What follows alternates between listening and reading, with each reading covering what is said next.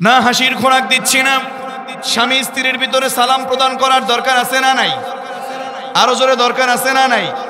স্বামী যদি স্ত্রীকে সালাম দেয়, স্ত্রী যদি স্বামীকে সালাম দেয়, দুজনের ভিতরে মহব্বত তৈরি হয়ে যাবে। কথা যদি নাও বলেন, একটা করে সালাম দিয়ে। যদি কোনো ঝামেলা হয়, যদি আপনি বাড়িতে যান, বউয়ের সাথে আপনি রাগ, বউ না হয় অনেক অন্যায় করেছে, আপনি বাসায় গিয়ে সালাম দিলেন, সে আবার ওয়ালাইকুমুস সালাম ওয়া রাহমাতুল্লাহ বলল, বলার সাথে সাথে দেখবেন দুজনের রাগে একটু পানি হয়ে গেছে। কেউ কাউকে রাগারাগি বা মারামারি করতে আর ইচ্ছে হবে।